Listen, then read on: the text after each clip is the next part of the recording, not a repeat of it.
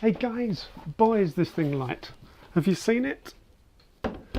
It's the 1x10. Okay, if you haven't seen it, look back, there's a link with all the details of all the series on it. So this is the thing I've built recently. Have tested it and it's performing pretty well, I have to say. So today we're going to put on the wheels and the handle. So the handle is also going to incorporate a way of holding the base as well. So that'll be in there at some point, not today though. Today I'm just going to make the brackets that this hooks onto. So I've done myself a little sketch in SketchUp, and it's of the part I need to make, or two separate parts, but they're identical. I just did it in this so I could put all the dimensions on it. I took all the dimensions off the original, which was my TC Electronic, because that's what this was used for originally. So I took them off that, but I wanted to leave the little brackets on there in case I wanted to use again. So I need a piece of Acetal, and that's what I'm going to make it out of, Delrin. And I've got some over here.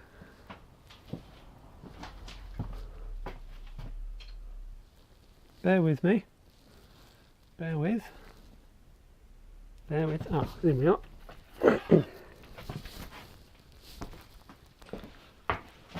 Found it. So it's quite tough. Well, it's very tough, but machines really well. Okay, so I'll get that cut up and we'll get going. See how it goes.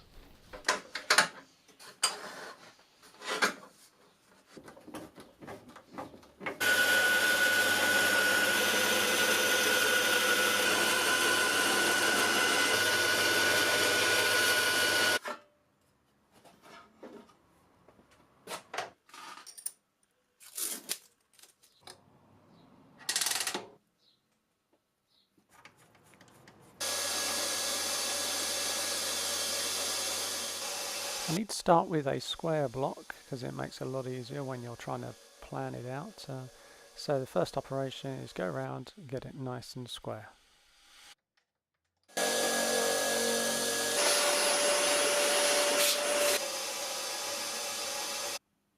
I'm actually making two together because it makes a lot more sense because you only have to do one pass of each particular cut. So it's wider than it needs to be at the moment, and at the last minute I'm going to split it right down the middle and then we'll get the two separate bits.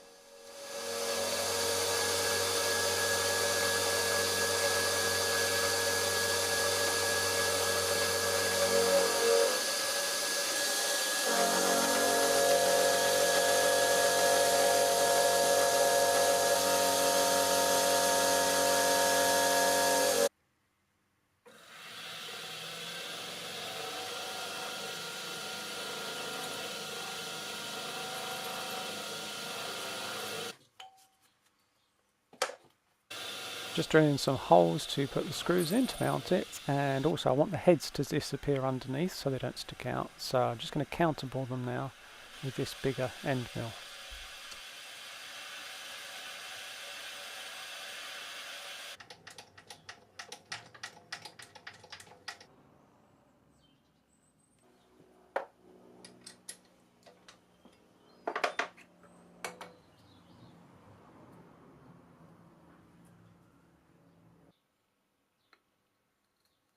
Here we go, almost done. Just going to clean up the little bits that were left on there.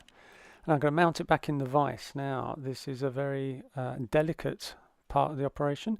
I've put in some gauge blocks there to sort of balance the vise out a bit because it's not being held that securely.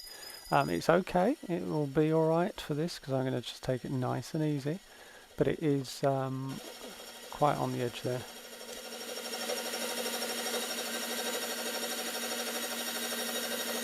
When you're doing something like this and it's likely to go wrong, what I've done is I've left a tiny bit of material at each end so it didn't come completely apart when I was cutting it. So then I just snapped it off.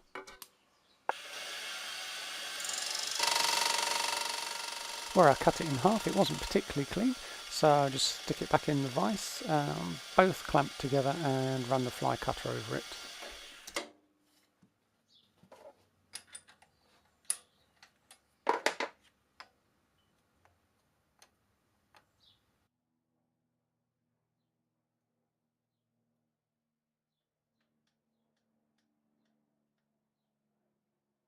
There's various ways of doing this next bit, but this is the way I chose to do it. I've got the part pivoting on a pin. I've also got 2 pins to stop it kicking back, and I know the limits of where I'm going to take it from and to. I'm also rotating the part against the rotation of the cutter so that it won't again kick back. I'm holding it firmly as well. But it is a bit of a delicate one. You do have to be careful with this if you're going to try it this way, because the danger is that it will just grab it and then throw it back.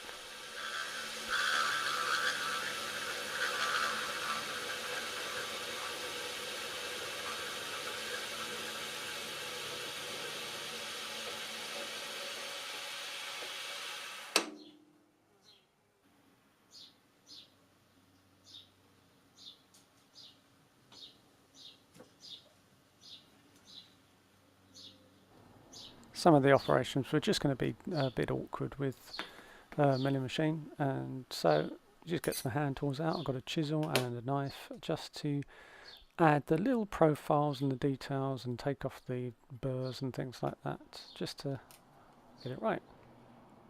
Then I'll test fit it a couple of times and maybe tweak it a little bit, make sure it fits perfectly.